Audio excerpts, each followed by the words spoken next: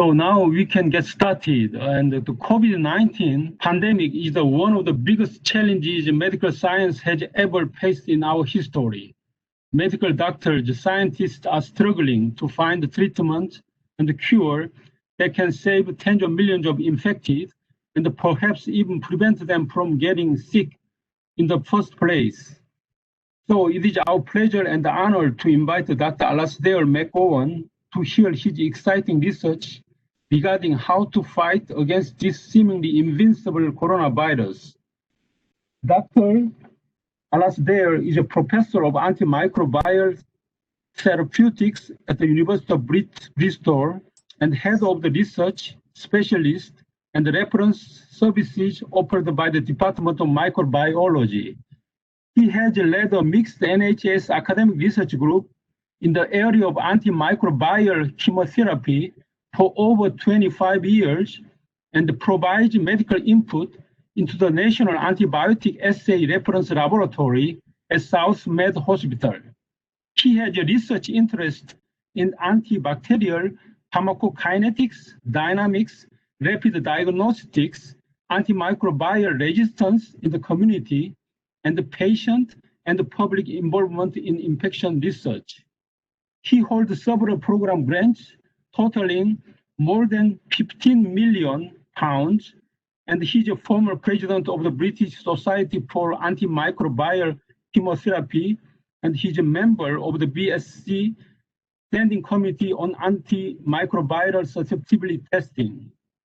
So now it's our pleasure to introduce Dr. Alasdair McGowan to talk about therapeutic approaches to SARS-CoV-19. Dr. Alasdair. Thank you. Thank you, Dr. Kim. That's really kind of you to give us such a good introduction. Let me just thank you for asking me to give this talk. It's obviously very topical at the moment. And as Dr. Kim said, my main interest really in chemotherapy is on the antibacterial side of the world, and my interest, like all of our interests really in SARS-CoV-2, is very new. And I think probably like many of you, I've been forced into this area really by what has been happening, whether that be to those of us in the front line or those of us who are formulating policy and thinking about the broader issues. As I say, I'm not a virologist, but I'm not sure that makes too much difference. I think most of us are new to this area. What I'm going to talk about for the next about 40 minutes, and then hopefully there's plenty of time for discussion, are specific, really, antiviral therapies and immunomodulatory therapies. I'm not going to get into coagulation and respiratory support. I'm going to talk a little bit also about antibiotic stewardship issues, because this has certainly come to the fore, particularly as we've had large numbers of patients admitted to our hospitals. And that's certainly the situation that we're moving into. Okay, having had a wave in the springtime and then a bit of a rest over the summer, we're now beginning to see quite a number of patients readmitted as we move into the winter season. And I'm going to talk about the two proven therapies to start with, which is steroids and the antiviral remdesivir. And then I will talk about a couple of other therapies, hydroxychloroquine and lopinavir, ritonavir, and possibly azithromycin, where perhaps our initial hopes for these drugs have not been confirmed.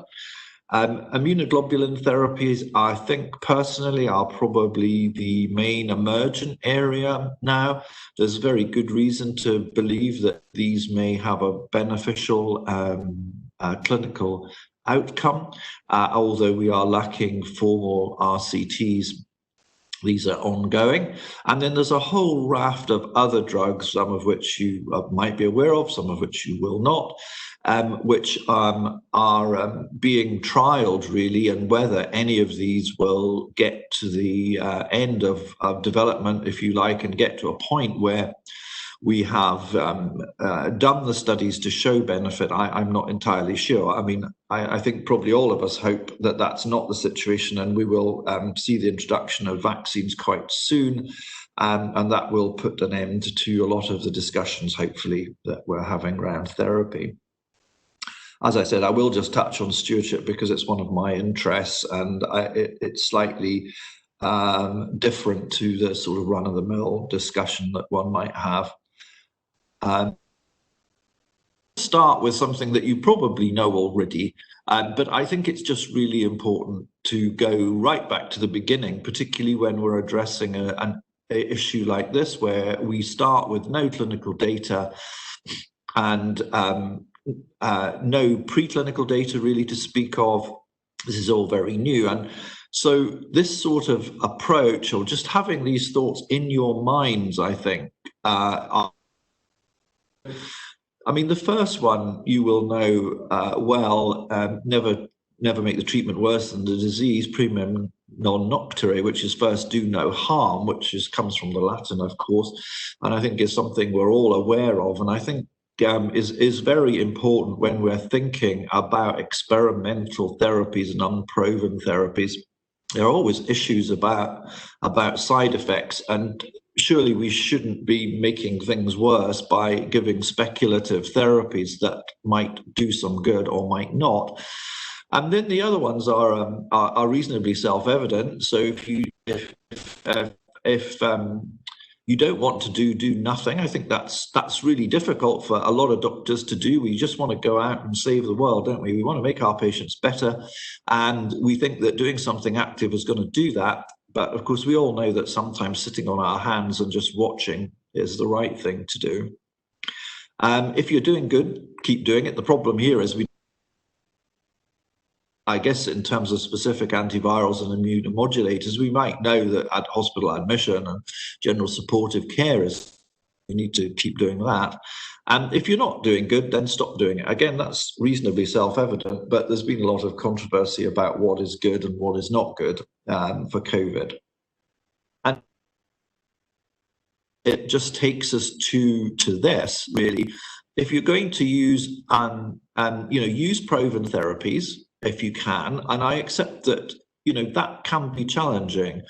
There may be issues of supply with things like immunoglobulin in your healthcare community. There are problems where I work with regular supplies of remdesivir, for example.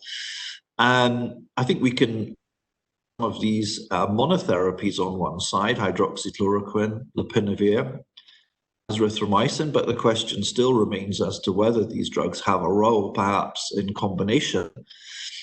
And I would make an appeal to you really to use experimental therapies, which is really the vast majority, in a clinical trial environment where information can be captured and utilized, because this is the only way that we are going to really understand how to treat this disease. And that may be an observational study, be a randomized controlled study, it may be a study of the drug pharmacokinetics or whatever it is, but really we need to try where we can, and I accept that it's very critically dependent on your own healthcare infrastructure to collect information that we can give value in the future, not just use these therapies and sort of let that information slide away.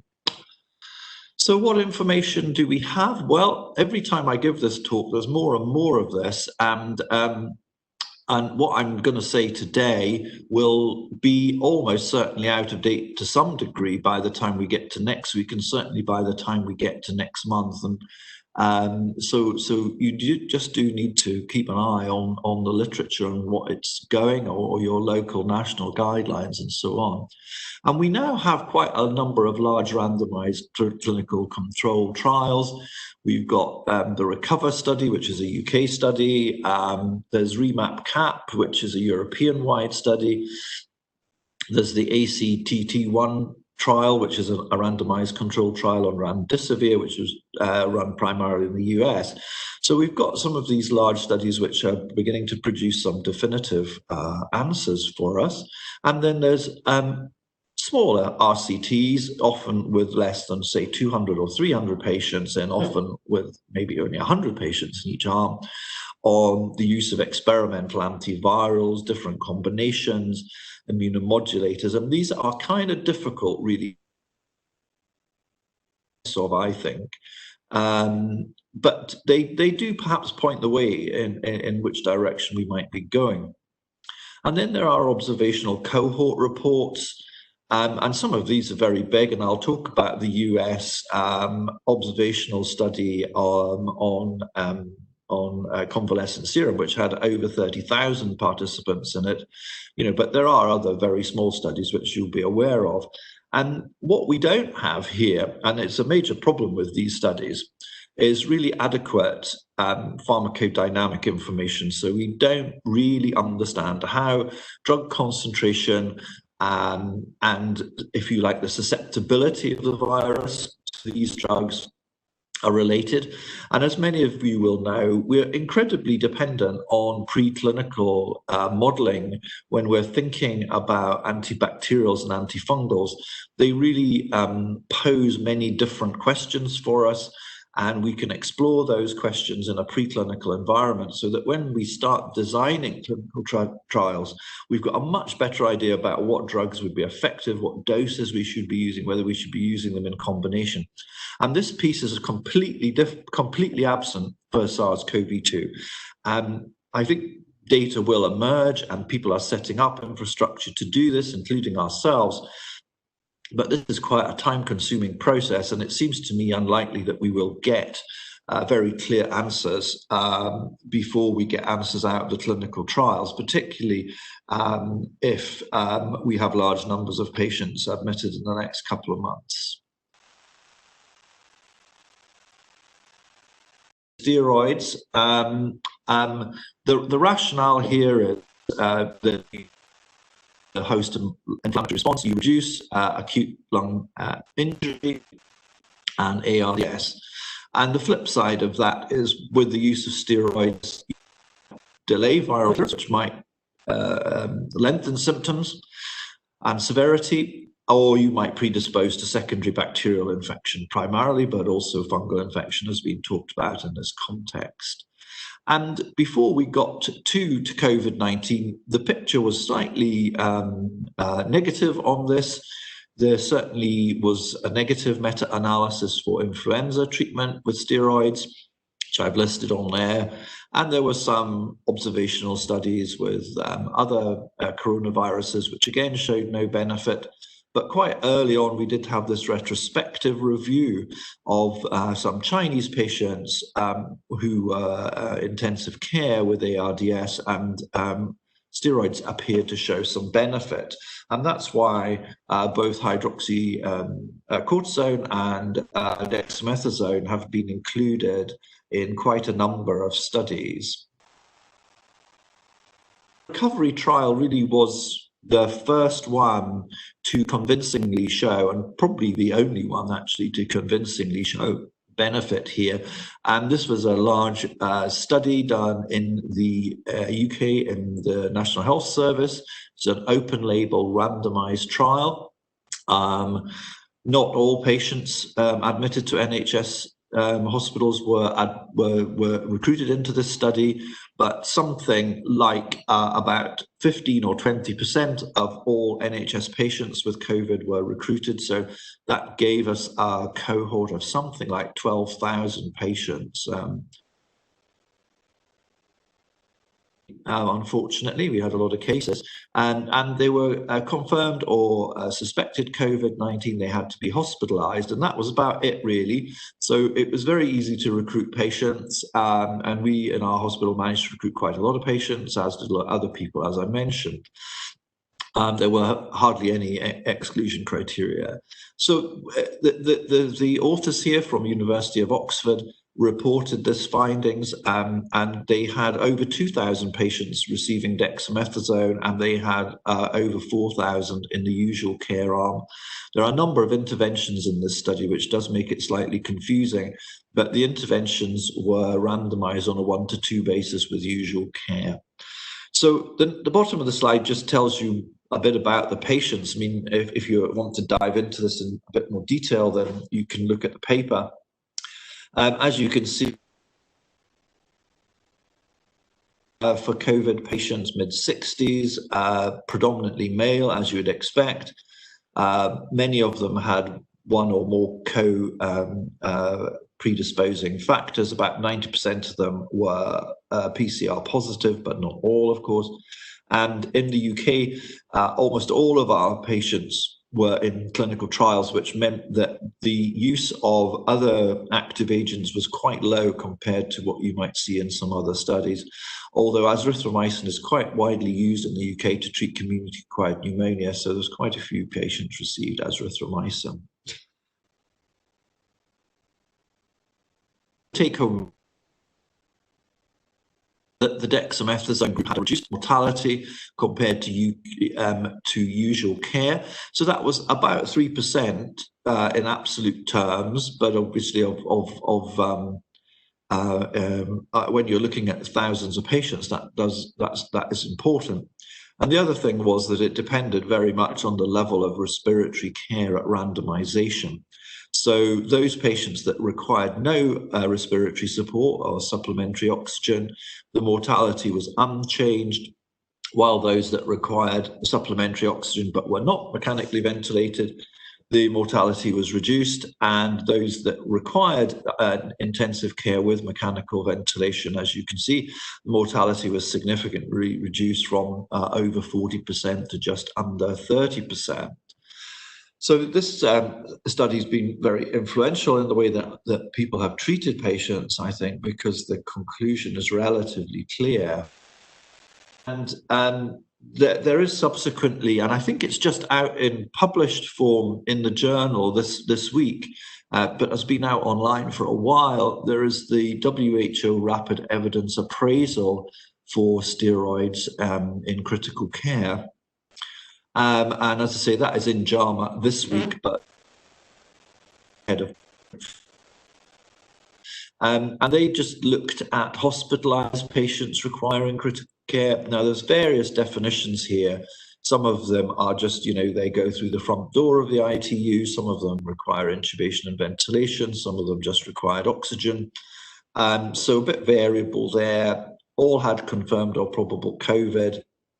They included 7 trials and excluded a further 2 that they couldn't get information on, but there's only 100 patients in those, so it probably doesn't make too much difference. I'm not going to go through them particularly, but you can see that they're in a pretty wide range of healthcare settings across different countries. Some of them are international. And they used hydrocortisone or dexamethasone primarily, some at low dose, some at higher doses.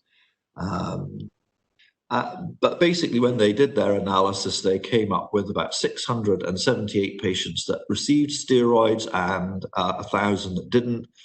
The numbers are less than in recovery because only a minority of recovery patients were recruited into this study, i.e. those that required mechanical ventilation. As you can see, as before, we're looking at mean age roughly in 60s, predominantly male, only about slightly more than 20% had a negative COVID test at presentation. And there was low numbers of other therapies, a bit more azithromycin and hydroxychloroquine. But interestingly, that was really dependent on the time that the patient were recruited into the study, and it stopped more or less in June for reasons which I will come to. The conclusions are pretty much the same here in all of these studies when they're all put together, and that is that steroids reduced mortality in critical care for COVID patients.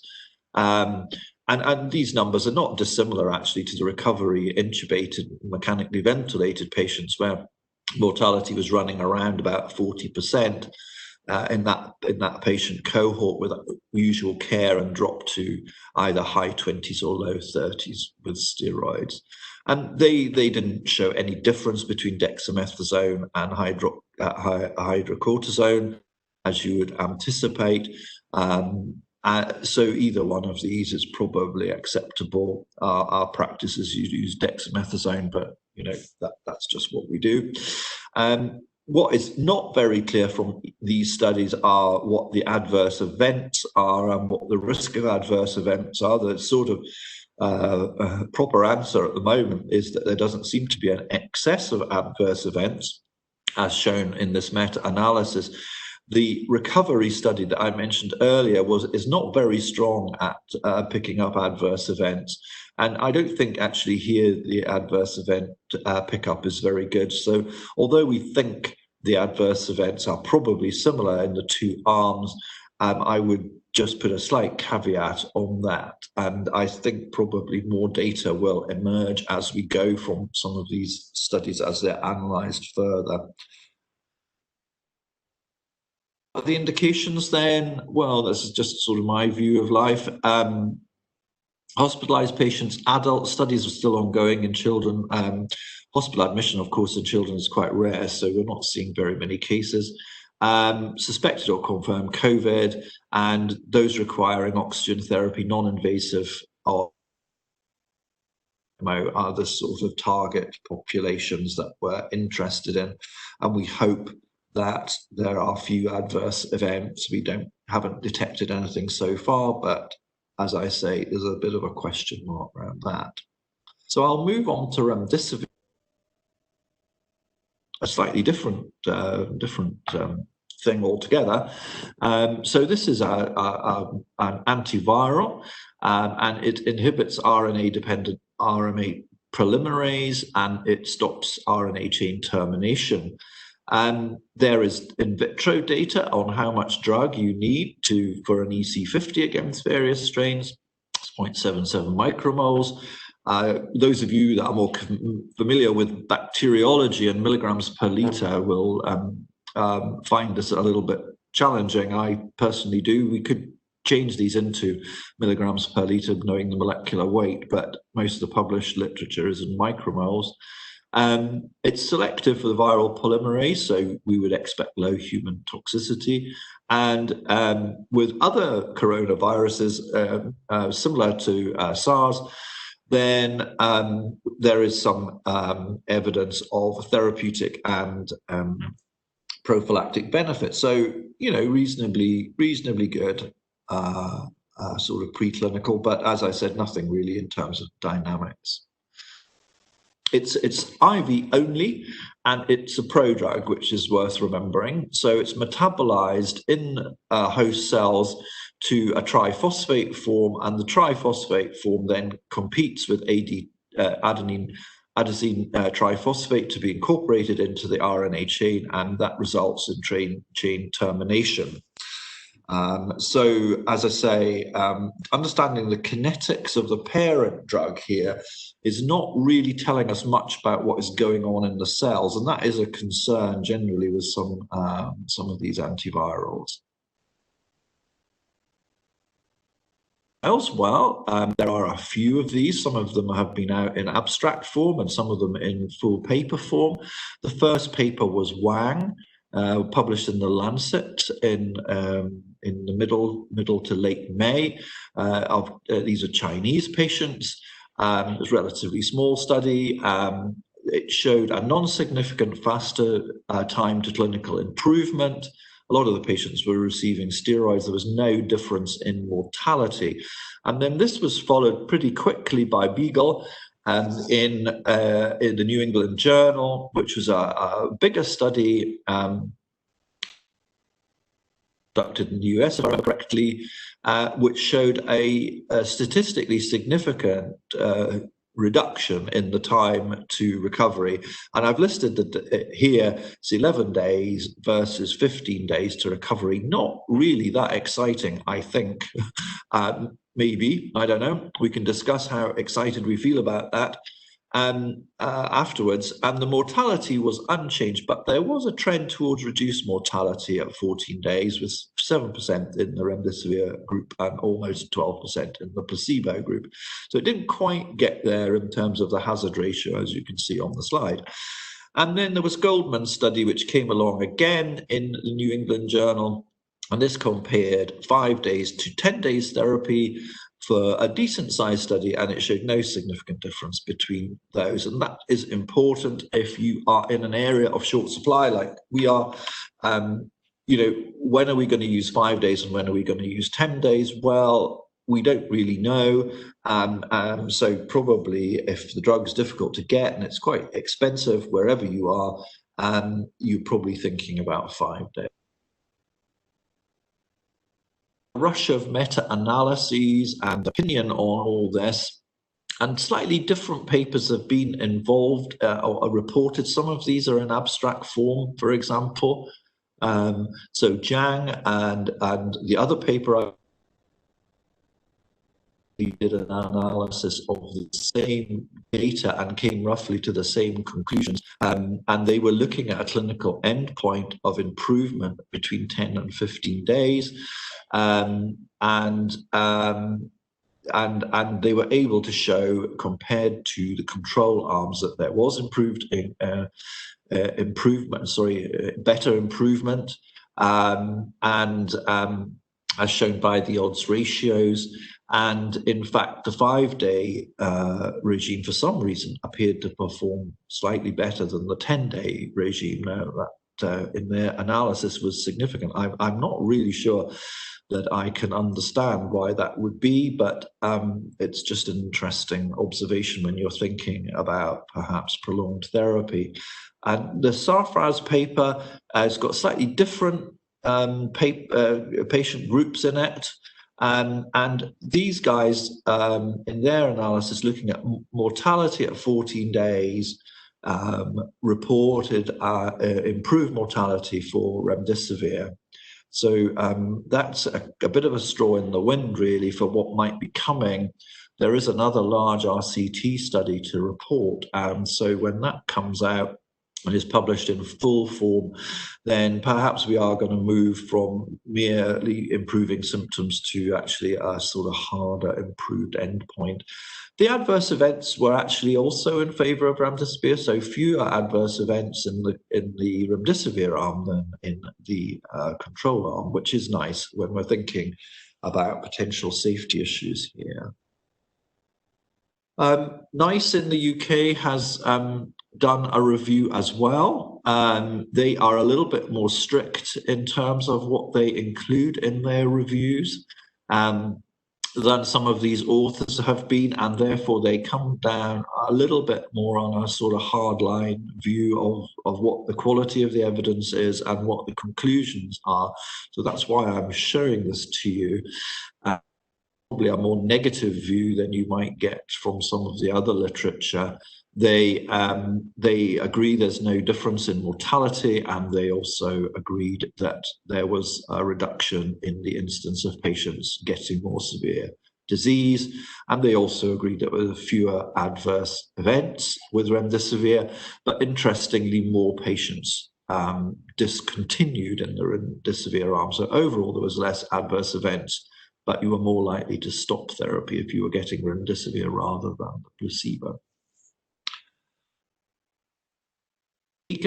Well, in terms of indications, I've just listed out the EMA indications, which I know are right, and that is really for adults and adolescents aged more than 12 and weighing more than 40 kilograms, with COVID-19 suspected or confirmed, who have got pneumonia and require supplementary oxygen. And that is what the European Medicines Agency data sheet says. You may have your own local guidelines or national guidelines. They probably don't look very different to this. Some people have inserted things around, for example, liver function tests. So your ALT has to be within 5 times normal. That's because there's some concerns about liver toxicity. There's very little data on remdesivir in people with low EGFRs, and some people say that, well, the data sheet, the EMA data, SMPC, Summary of Medical Characteristics, says you shouldn't really give it in people with EGFRs less than 30, and some people have incorporated that into their guidelines too. I wasn't entirely clear when I looked at the FDA website quite what they were saying about it. It's available under their emergency use program, as it had been in Europe until about a couple of months ago. And it seemed to be that that was pretty wide, the indication there, adults and children with suspected or laboratory form of COVID. I'm not sure if within that emergency use program there is a little bit more granularity when you get into it. So apologies for not looking into that for you in a bit more detail.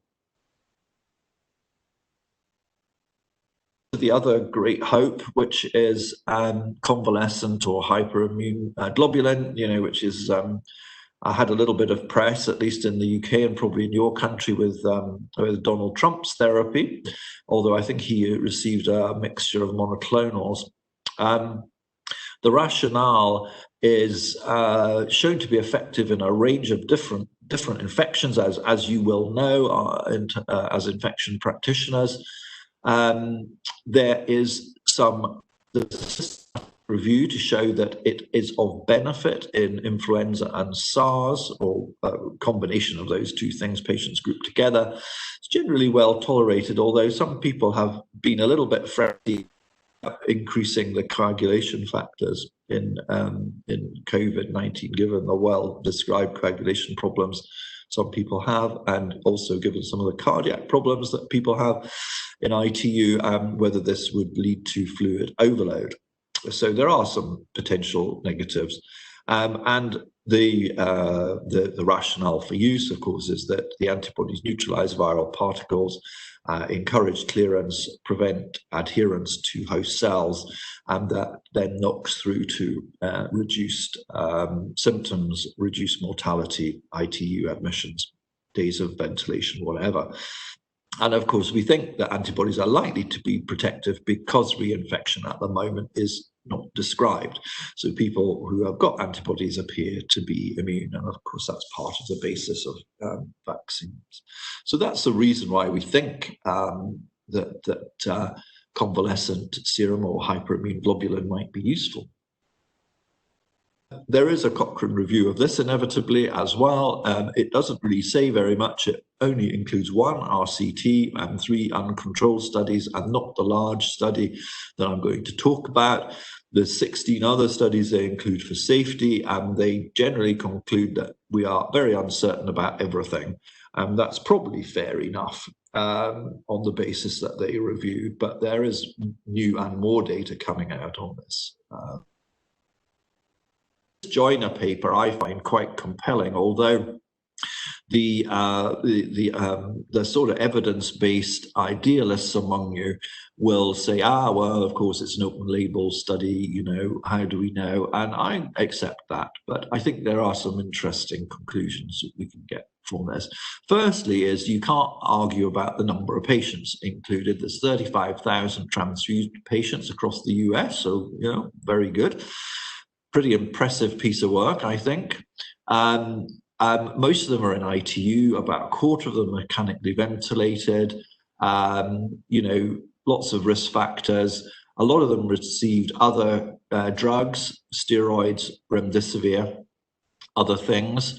And then they were able to relate mortality to the time that the patient was transfused after diagnosis. So the mortality was higher if you were transfused later than if you were transfused earlier. And I think you might expect that given the mode of action of this. It's an antiviral, it's not really an anti-inflammatory. And that was carried through to the mortality. And as you can see, the mortality is roughly about where you'd expect the mortality, at least in European and North American populations, which obviously are relatively old in terms of the patients we get admitted to hospital. where we're running mortalities of around about 25% across the piece, really, and often very elderly patients too. Obviously, if you've got more younger patients, your mortalities, I suspect, will be a bit lower. So at 30-day mortality, there was, again, a reduction in mortality in those patients that received therapy within 3 days versus 5 days. And interestingly, there was also a increase in survival if there was high IgM titers in the plasma. And so that led the authors, I think not unreasonably, to conclude that because there's a temporal relationship and a relationship to the antibody titers, then the convalescence here is having some therapeutic benefit. But as I said before, they are lacking a control group here. And so I suppose you can argue that the proof of is still out there to be found. Talk very briefly about hydroxychloroquine and lopinavir, just to say that monotherapy has not shown to be any effect. These are both out of the recovery study, so big numbers here. Lopinavir didn't seem to have any adverse events, but didn't seem to do any good. Hydroxychloroquine as monotherapy didn't seem to do a great deal of good and may have been associated with longer stays and increase of risk to. That takes me neatly back to the first slide I showed you, and first do no harm, and if you don't know what you're doing, don't do anything. There are ongoing studies with these drugs still, though. There are a number of studies on prophylaxis, and I'm not quite sure what the status of these are. For healthcare workers, I think some of them may well have stopped. And Anakinra and ritonavir was combined with ribavirin and interferon, and it seemed to show some benefit in terms of viral clearance and shorter time of hospital stay and improved news scores. And I'm not sure whether there is an intention to do a larger study on this, in which case we might see a little bit more about lopinavir in due course. As a kineticist, I'll just show you this slide really, and it's a little bit like being wise after the event, but it gives you an idea what the EC50s are for SARS-CoV-2 and what the kinetic data is. Remdesivir, I think, is difficult to make much sense of because it's a prodrug. But you can see with chloroquine, and if I put hydroxychloroquine on this study, you can see there that EC50s are between 1 and 7, and that compares to 0.05 and 0.5 for Vivax, where it's used for treatment. So you can see that the level of susceptibility is really different here. And also the level of susceptibility of the other viruses is very different. So when you think about free drug, if you might do as a kineticist, and what the amount of drug you need to inhibit the viruses, at least in blood, and I accept that the infection's in tissue and it's intracellular, and that's maybe not the best analogy. You've got a long way to go, I think, would be my conclusion. So it's not really surprising that these drugs are not effective. And if you look at lopinavir, it's the same. It's highly protein bound. You don't get massive levels. The EC50s are quite high. So it's not really surprising that it doesn't work. It just means that we don't need to suspend therapeutic belief, really, when we're looking at drugs. There may be factors we don't understand, but probably the basic rules of pharmacodynamics apply and will apply when we've got more information. So almost at the end, really, you'll be happy to hear I'm not going to talk about all these different drugs. I've talked about some of them already. There's just masses going on. This was published in a pharmaceutical journal recently by a journalist. This is 15th of September, so it's reasonably up to date. We'll talk a little bit about favipiravir. It's an oral therapy. It's available in the Far East and used for treatment of influenza. I'm not aware of any ongoing studies in Europe or the US, but there may be studies going on. There are some preliminary data which looks quite hopeful. I mean, clearly it might be of interest in community infection and in non-hospitalized patients. And also in mild to moderate infections. So, but still rather open question with this drug. A lot of interest in this because we're used to it. It's got some antiviral activity against influenza and Zika, for example. It's immunomodulatory, as many of you will know. You know, it's been used in that role, for example, in some inflammatory lung conditions. And there was a thought that adding that to standard care might be of benefit. That is not the case as far as we can tell from this Brazilian RCT, which has been published on ahead of print for some time, but was in last Saturday's print version of the Lancet. I think there are still ongoing other studies, but it doesn't look particularly promising, which is a shame, really, because obviously there's plenty of it around and it's safe, and although sadly probably not effective. Interferons, again, there's a lot of studies ongoing on interferons in terms of their immune modulatory action. I mentioned one already. There is a lack of definitive data really at this point as to whether this is going to be good or not. This is an antibody. Again, just to say, as with many of the antibodies that I listed, there are ongoing studies. The objective here is to modify the cytokine storm you get in more severely ill COVID patients. This interferes with IL-6. There is some moderately hopeful early data on this antibody, but it remains to be seen what will happen. It's been included in some of the larger studies like the recovery study and the REMAP-CAP study, so we may see something as the number of cases increase in Europe and probably in the US as well. Anakinra is another rheumatoid drug which inhibits interleukin. Again, it's been included in some large studies that are ongoing. And there's a retrospective review that suggests some benefit outside in ARDS. So again, just something to think about and be aware of that might be coming. And you may run into this if you're running some studies. Touch on antibiotic stewardship because this has been an area of concern for people. The concerns are really about broad spectrum therapy in lots of patients in the healthcare environment. So your drug use per occupied bed day or 1,000 admissions goes up, and that then leads to further more resistant secondary infection, which then gets you into a spiral of ongoing drug use. And certainly in all hospitalized patients with COVID, there is a high use of antibacterials, 80 or 90%, and some of these studies I've mentioned will get drugs. And that is, of course, related to uncertainty around the etiology of patients with CAP, because although in a COVID surge, lots of patients have COVID, you can still, of course, come in with pneumococcal pneumonia or influenza or whatever else it is. So all of these things need to be considered.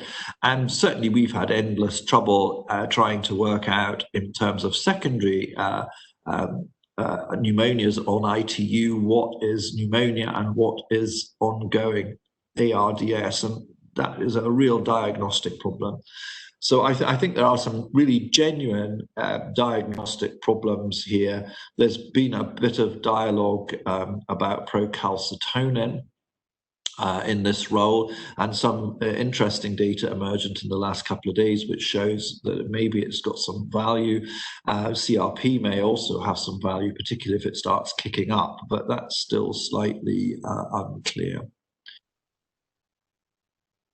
The approaches that we have taken and others is really that, to ensure adequate investigation. That in itself can be quite challenging. If you are really running lots of COVID PCRs, you may not have the capacity to do respiratory viral PCR as well. And that's certainly been one of our particular problems.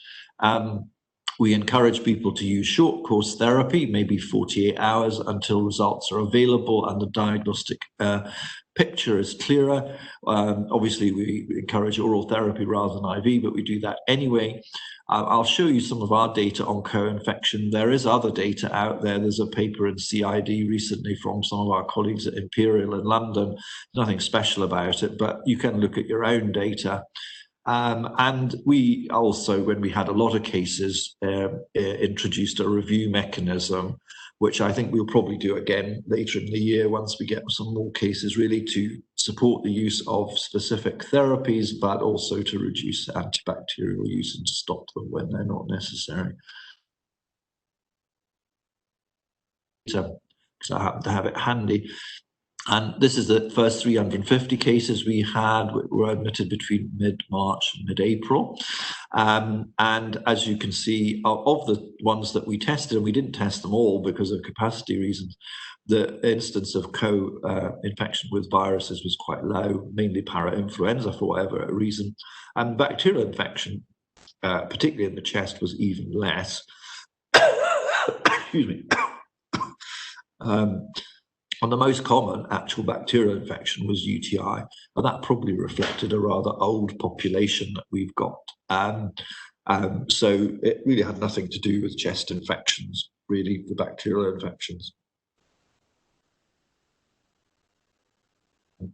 UK guidance, and we follow this as best we can. It's not that easy to follow, I think, but basically, if you've got no evidence of bacterial infection in the blood or urine or sputum, you can think about stopping. You've got a confirmed diagnosis of COVID-19. I think the difficulty is resolving and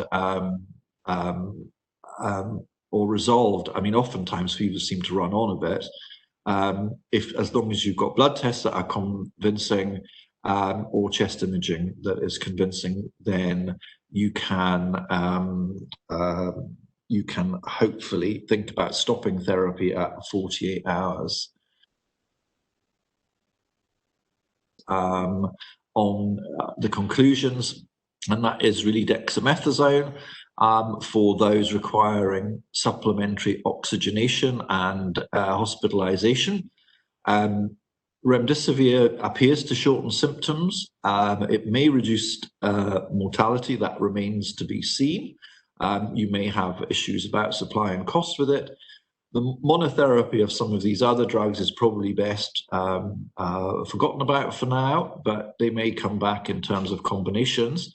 And I would look out for RCTs on convalescent sera and maybe monoclonals as well in terms of benefit. And then there's that whole other list of modalities which are under test, and we'll just have to wait and see what happens with those. And I think that is the end of the presentation from me. I'm very happy to take questions or comments if you have them. Thank you, Dr. Alastair, for nice presentation about the therapeutic approach to COVID-19. And it looks like there are many FDA-approved drugs, and then because it is already available, or they are already available for other diseases, then if that is effective to Corona-19 patient, then we can immediately give it try to treat or cure COVID patient. Now we have a couple of questions from audience, and the first question is from Dr. Prasanna Kolatkar at the Diabetes Center of QBRI, and actually why remdesivir specifically chosen, and there are other inhibitors of RNA polymerase across viruses. That is the question. Right. Well, that's a question I don't know the answer to, I'm afraid. I know that remdesivir is, of course, active against other viruses like Ebola, and that's where the drug was originally trialed. But I don't know particularly what the homology is right across the other viruses. I think remdesivir was rolled out as having activity, and obviously clinical trials had been ongoing and there was safety data already. While for some of the other drugs, they are very much further back in development. They may not even be in phase 1, or there is just basic kinetic data. So I think that's why remdesivir was rolled out, just because we had some clinical experience already. Not because it was the most active. As I mentioned before, there is really little preclinical data here to allow people to pick a drug or pick a combination based on sound clinical data. So I'm sorry, I can't answer your question specifically. Okay, thank you for answer. And the second question is from Dr. Paul Tornelli in the same diabetes center, and he's talking about the 37 drugs in the review in the journal, British Journal of Cancer. And I'm sorry, we don't know actually the name of 37 drugs, but they are basically repurposed anti-cancer drug for COVID-19. Do you have any comment about this original anti-cancer drug used for COVID-19? Yeah. Okay. Well, I think again, this is going to sound a bit like my previous answer, because we don't really understand very well what activity is required. Then it is really difficult for us to comment on these drugs. I mean, clearly, the ability of drugs to inhibit SARS-CoV-2 in Vero6 cells is the main index that we use, but that then has to be put in context with what amount of drug you can give and what likely concentrations you're likely to get. And quite clearly with cancer drugs, there are going to be a lot of adverse events, particularly if you are using large doses. So I would just, as I say, I would just have that qualification. My own personal preference, as you can see from this talk, is really to think about probably antivirals, specifically in the early phases of the disease, and then think about immunomodulators in those patients that are unfortunate enough to become ill a little bit later on with all the immunological manifestations. And I think the present therapy with an antiviral and an immunomodulator sort of fits into that picture. I think also the other thing to say is that it's going to be incredibly difficult to show robust benefit in some of these situations unless these drugs are incorporated into some relatively large clinical studies. So you could never say no, but I think you can have lots of questions. Thank you, Dr. Alastair. Now is third question. It's the last question from audience. Okay. And actually, some of the COVID-19 patient has shown autoantibodies. So then whether their convalescent plasma can be used to treat another COVID patient, do you think? Yeah, I'm sorry, I don't know the answer to that question.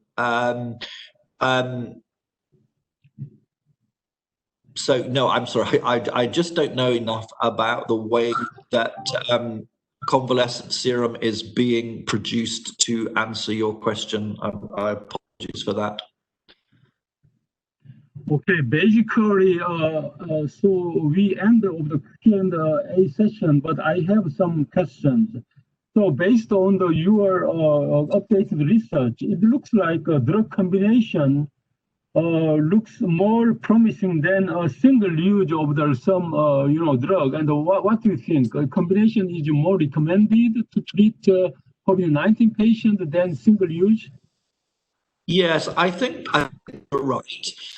I think that is the direction of travel. I mean, we do have a situation where really many patients, at least at the more severe illness, who are being hospitalized now are getting combinations of dexamethasone or a steroid and remdesivir. So we're sort of moving in that direction, but whether whether combinations of, say, antivirals that have got, well, what am I going to say? Not marginal activity would actually be enough is an open question. But it's quite clearly something that we do with other infections where we have suboptimal therapy. We give several suboptimal drugs together in the hope that we can add up the activity without increasing the toxicity too much, and that will have a better therapeutic effect. So I think in general your thoughts are correct, i.e. we might start using several antivirals, or we might, and we're already in a situation where we're using antivirals plus immunomodulators already. So yes, to your question. Okay, next question is, as we know, Donald Trump has been in hospital care after he was infected by COVID-19.